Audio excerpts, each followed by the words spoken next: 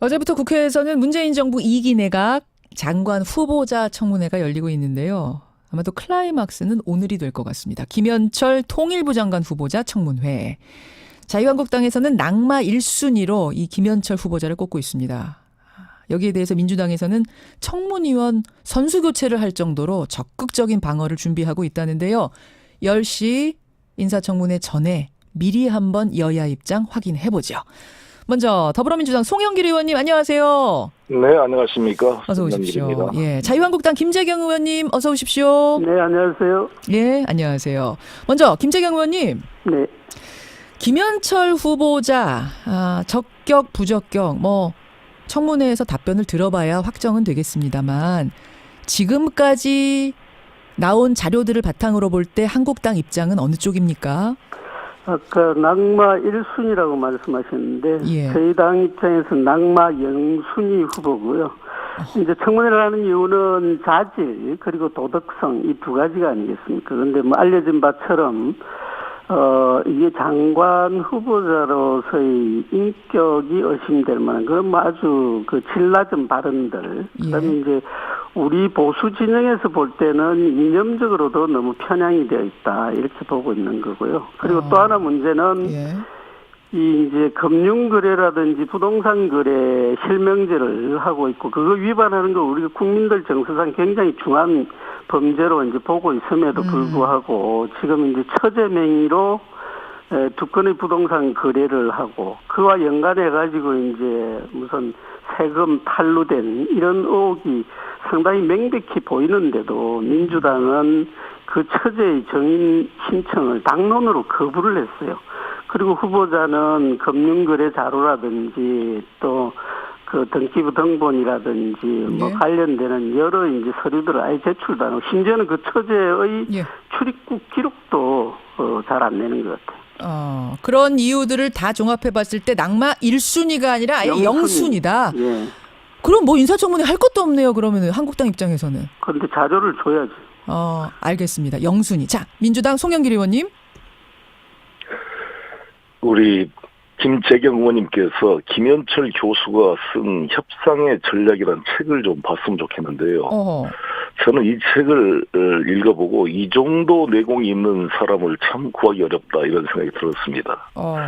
쿠바 미사일 위기를 비롯해서 항상 우리 조갑제치를 비롯한 보수 논객이 단골로 이야기하고 있는 챔벌린 영국 수상의 뮌헨 협정에 대한 분석부터 시작해서 정말 이렇게 공부가 돼 있는 사람을 제가 보기가 힘들었습니다. 저도 공부를 좋아해서 웬만한 책은 다 읽어보는데 그 협상의 전략이라는 책을 읽어보고 또 김현철 교수가 그동안 해왔던 여러 가지의 그 철학과 생각을 보면 저는 대한민국 장관 중에 이 정도 실력을 갖춘 장관 찾기 쉽지 않다 이렇게 생각합니다. 그러니까 실력과 전문성 면에서 봤을 때 적격 적임자다라는 게 민주당의 판단. 자, 그러면 이제 총평은 들었어요. 총평은 들었으니까 오늘 인사청문회에서 제기될 문제들 중에 쟁점 부분을 시간 닿는 데까지 몇 개만 좀 짚어보겠습니다. 우선 한국당의 김재경 의원님. 지금 쭉 여러 가지 말씀하셨는데 그것들 중에서도 가장 문제가 되는 부분 어떤 겁니까? 그러니까 저는 송영길 의원은 굉장히 신뢰합니다. 그래서 송 교수가 송 의원이 그 김현철 후보자를 이렇게 실력 면에서 높이 평가하는 거는 저도 받아들이고 싶은데 문제는 이제 우리가 머릿속에 생각이 아무리 우아하고 수준이 높다 하더라도 그걸 이제 표현하는 방법이 아주 거칠거나 그게 품격이 맞지 않으면 문제가 되지 않겠어요. 그래서 이제 이 후보자 한 말을 보면 김종인 전 대표에 대해서는 박근혜가 씹다 보니 껌이라 그러고 추미애 대표에 대해서는 감염된 좀비 심지어는 우리 대통령이 야당 후보일 때 천안함 그 오죽이 참 군복 입고 갔는데 군복 입고 쉬어하냐 정신 좀 차려라 이런 취지로 마구 이제 이렇게 막 이야기를 한단 말이에요. 그럼 혼자만 사는 그런 자연인 같은 모르겠는데 우리 국가의 운명을 책임지고 국민들의 어떤 그런 그 마음과 정서를 어루만져야 될 장관 후보자가 머릿속에 아무리 우아한 생각과 정책이 들어있다 한들 이런 식으로 표현을 한다면 이게 장관으로서 자질이 있겠냐 그런 이제 측면이 하나 있고요. 자, 첫 번째 일단 하나하나 좀 가자. 하나하나. 말씀드릴게요. 예, 의원님. 우선 이제 막말이 제일 문제다. 아무리 실력이 있다기로서니 표현이 군복 입고 쇼하냐, 뭐 좀비냐, 박근혜 전 대통령이 씹다 버린 껌이냐 이런 표현들 문제다. 송 의원님. 그런 표현에 대해서는 본인도 유감을 표명했고 사실 그 교수들이나 언론인들 또 자유로운 영혼들이 사실 그 이런 인터넷 SNS 상에서 예. 그런 의사를 표명하는 경우가 많이 있습니다. 물론 그것은 뭐 적절한 건 아니지만 또 이것은 뭐 공직자의 신분에서 했던 발언이 아닌 만큼 교수로서 여야를 불문하고 자신의 어떤 입장을 좀 더 강하게 표현하는 데서 나온 어떤 실수라고 생각이 들고 본인도 그에 대해서 유감을 표명한 바 있습니다. 그리고 이제 중요한 것은 그것 이외에 논란이 됐던 게 박광작 씨 그 피살 사건을 통과 의례로 표현해서 마치 이것은 뭐 그냥 대충 북의 입장을 옹호하는 거 아니냐 이런 오해와 또한 오이사 조치가 이 천안함과 상관없이 이걸 해제해야 되느냐 이 논란 아니겠습니까? 제가 잠깐 그건 설명을 좀 하고 갈게요. 이것도 이제 막말 논란과 다 있는 건데 2008년에 고 관광객 박광자 씨가 북한군 총애에 맞아서 피격된 사건을 두고 금강산 관광의 통과 의례다라고 김현철 당시 교수가 언급했던 게 있습니다. 이 부분 지금 말씀하시는 거예요? 네. 예. 이 말씀을 드리면 이것은 사실 한겨레 20일에서 가상 뉴스를 하는데 쓴 내용이고요. 실제 그 일종의 악마의 편집이 있다고 생각이 드는데 그 어차피란 말은 쓰지도 않고 밑에 쓴 걸 갖다 붙여서 어차피 통과되라 이런 식으로 좀 왜곡한 면이 있고요. 편집이 잘못된 것이다. 왜곡이 들어있다. 네. 그 실제로 이 다른 책에서 보면 일관되게 박광자 사건에 대한 북측의 사고와 재발 방지 약속이 필요하다 이렇게 명시하고 그렇게 정리한 게 있습니다. 이미 그래서 한 말만 가지고 문맥을 띄어서 이렇게 말할 수는 없다고 보여지고 이것은 청문회 과정에서 논의가 될 거라고 보여지고요. 실제 박광자 씨가 돌아가시게 된 게 그 주성하라고 탈북 그 기자, 동아일보 기자, 북한 전문가죠. 이분이 쓴 글을 보면 당시 19살 먹은 여성이 2년차 초급 병사랍니다. 그게 새벽 5시에 그 박광자 씨가 그 경계지역에 들어오니까 안 움직이면 쏜다. 알겠습니다. 이 부분은 뭐 오늘 했다는 거 아니겠어요? 그러니까 아무튼 이런 문제에 대해서 김정은 위원장이 현정은 회장을 만들어서 유감 표명을 하고 재발 방지 약속을 한 바도 있는데 우리 정부에서는 공식 기관의 헌결이 아니기 때문에 인정할 수 없다 이렇게 좀 소극적 자세를 보였죠. 자, 송 의원님 그러면 그 막말 부분에 대해서는 인사 검증할 때도 다 검증이 된 건데 이 정도면 오케이다라고 된 건가요? 아니면 놓친 건가요? 이 SNS의 표현들은 다 본 겁니까? 다 봤겠죠. 그런 내용들은 뭐 자세히 그런 청와대 측의 얘기는 못 들어봤으니까요. 그런데 아무튼 저희 국회에서 오늘 인사청문회를 통해서 본인의 이야기를 들어보면 그 문맥이 이해가 되지 않을까 생각합니다. 알겠습니다. 한국당 입장이요. 네, 송 의원님은 오늘 시간 끌기로 우리의 공격을 갖다 사전 봉쇄를 하는 것 같아요. 어쨌든 이 종전 선언되면 유엔사는 해체해야 된다. 사드 배치는 나라가 망하는 거다. 그다음에 김정은 젊은 지도자가 합리적인 판단을 하는데 역할을 했다. 그다음에 이제 오이사 조치하고 상관없이 제재 풀어야 된다. 이런 이제 이념 편향적인 발언도 많은데 금방 이제 송 의원님께서 말씀을 하셨는데 자유로운 영혼일 때 무슨 욕도 하고 이럴 수 있는 거 아니냐 이런 말씀이신데 저는 그게 동의할 수 없는 게 청문회를 하는 게 이게 이제 장관이 하늘에서 그날 갑자기 뚝 떨어지는 게 아니잖아요. 그 왜 청문회를 하느냐. 지금까지 네가 해온 말과 행적을 쭉 우리가 한번 보겠다.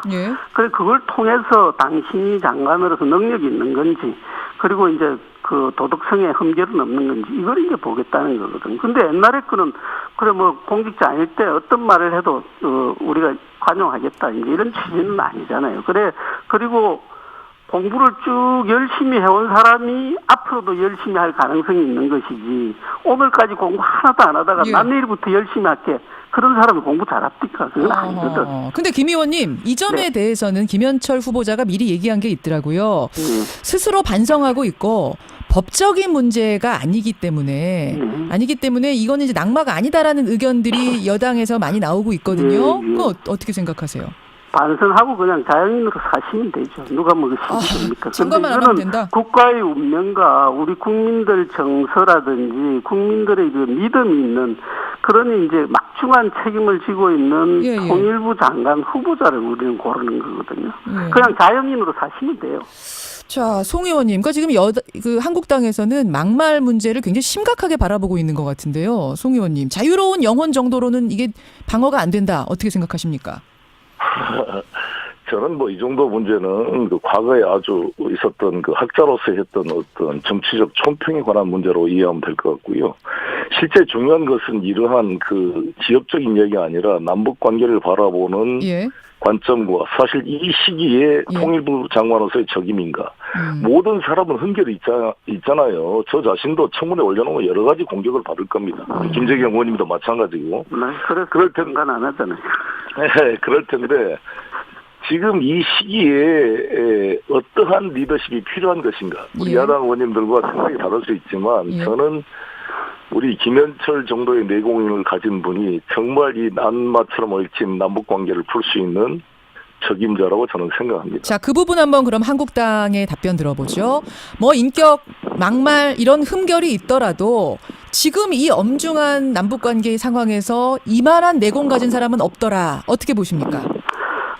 할 말이 많은데요. 어쨌든 북한 지도자에 대한 철저한 신뢰, 그리고 물론 이제 비핵화에 대해서 뭐 명백하게 입장을 밝히지는 않았는데, 이제 우리 정부가 지금 가고 있는 이 방향성에 맞으니까 이 후보자를 이제 그 추천을 하지 않았겠어요. 그리고 역시 남북 관계에 대해서도 굉장히 위태로운 그런 생각을 가지고 있다. 남북 관계에 대해서 위태로운 생각 어느 지점을 보고 그렇게 판단하셨습니까? 그러니까 무조건 제재 해제를 해야 된다라는 이제 건강상과 개성 공단에 대해서 이거는 이제 국제적인 공조에 지금 맞지 않는 거거든요. 그래서 지금 엇박자가 나고 있는 이 한미 공조에 대해서 좋지 않은 영향을 미칠 그런 이제 우려가 있는 것이고, 그다음에 김정은에 대해서 굉장히 합리적인 판단을 하는 이런 이제 지도자로 평가를 하고 있습니다. 그리고 이제 아까도 말씀을 드렸지만, 종전 평화선언이 되면 유엔사는 당장에 해체해야 되는 거고, 그다음에 우리 국민들의 이 핵 위험에 대한 안전을 보장하기 위해서 사드 배치한다고 그게 우리나라가 망하는 일이다라고 이야기를 해버리는 거고, 그다음에 우리 국민이 북한 관광을 가서 어쨌든 총에 맞아서 사망하는 불행한 일이 벌어졌는데 그걸 이제 이건 양비론도 아니에요. 그냥 통과 의뢰에서 어쩔 수 없는 일이다라고. 아까 그 부분은 뭐 편집의 실수가 아닐 것인가 이렇게 송 의원은 보셨습니다만 저서에도 나왔거든요. 이게 이제 제가 가지고 있는 자료에 보면 만약에 한국 사람 책에서도 그런 이야기를 했고, 그다음에 동아시아 연구원 세미나에 참석해서도 그런 발언을 했고, 거기서도 통과 의뢰라는 발언이 나왔어요? 한겨레 기고에서도 했고, 뭐 진상조사의 의미가 크지 않다. 그다음에 우리가 겪어야 할 통과 의뢰였다. 이런 표현은 한겨레하고 저서에서 두 번이나 이제 반복되고 있죠. 저서에서도 통과 의뢰라는 표현이 있었습니까? 금강산 피격 사건이 통과 의뢰다? 예. 알겠습니다. 자, 이런 것들을 봤을 때 전문성, 실력 면에서도 문제가 있다라는 한국당의 판단. 자, 민주당 송 의원님. 그 통과 의뢰라는 표현은 악마의 편집이라고 다시 말씀드리고 싶고요. 실제로 얼마나 마음 아픈 일입니까? 우리 국민이 이렇게 돌아가셨는데 이에 대해서 사과와 재발 방지 약속이 필요하다고 김현철 교수가 명백하게 인쇄로 써서 작성한 것을 이따 청문회 때 보실 수 있게 될 것입니다. 확인을 하겠습니다, 그때. 그리고 우리 북이란 존재는 이중적 존재입니다. 우리 체제를 위협하는 측면과 또 우리가 통일의 대상입니다. 대한민국 헌법이 평화 통일을 국시로 정해놓고 있습니다. 따라서 우리 대한민국은 이 국가의 헌법이 정한 이 국정 방침을 추진하는데 여러 가지 기관이 역할 분담을 하는 거예요. 국정원장이 있고 국방부 장관이 있는데 통일부 장관을 국방부 장관처럼 이렇게 생각하고 하면 안 됩니다. 통일부 장관은 북을 설득하고 변화시키고 북의 신뢰도 끌어낼 수 있는 사람이 필요한 거 아니겠습니까? 한미동맹을 기초로 당연히 가지만 북을 설득해서 북미 관계를 엮은 것을 털어낼 수 있는 그러한 역할, 그게 저는 지금 시기에 필요한데, 저는 김현철 교수의 정말 책이나 같이 여러 가지 대화도 해보고 세미나도 같이 해봤는데요. 예.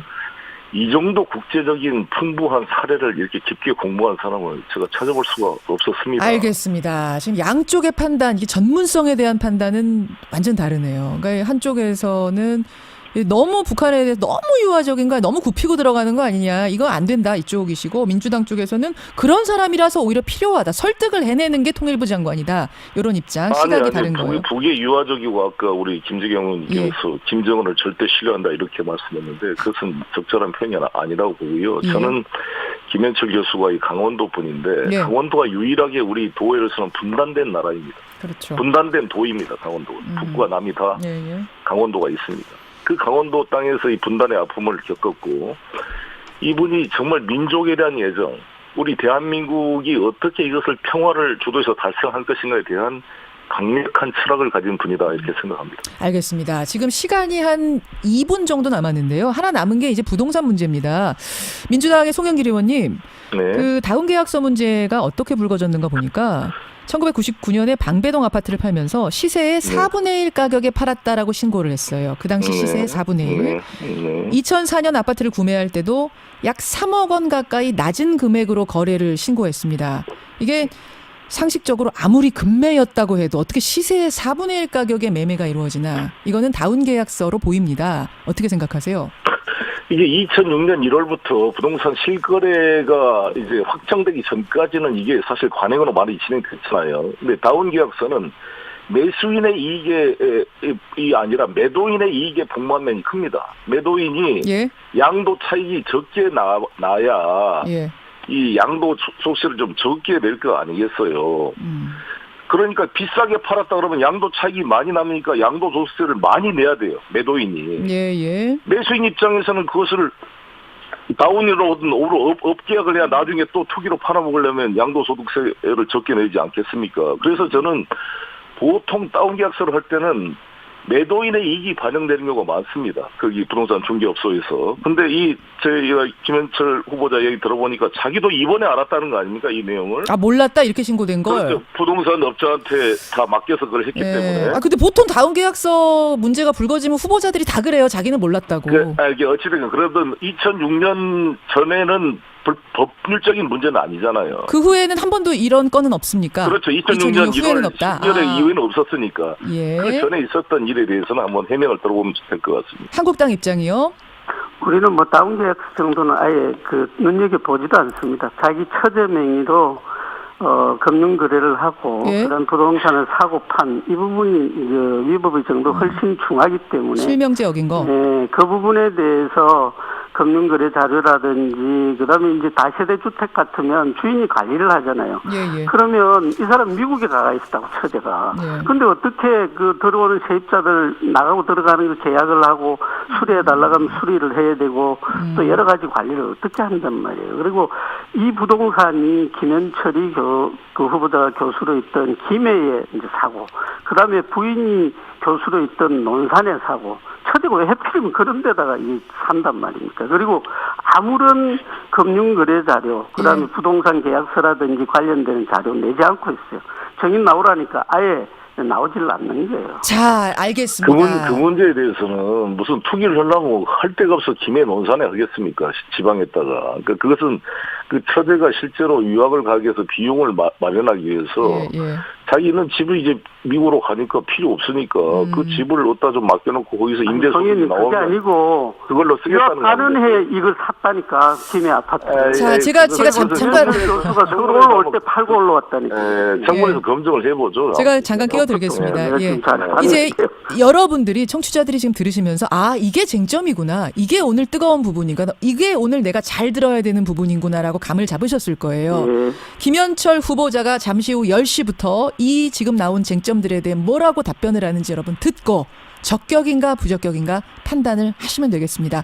오늘 두 분의 의원님 고맙습니다. 감사합니다. 감사합니다. 미리 보는 인사청문회 더불어민주당 송영길 의원, 자유한국당 김재경 의원이었습니다.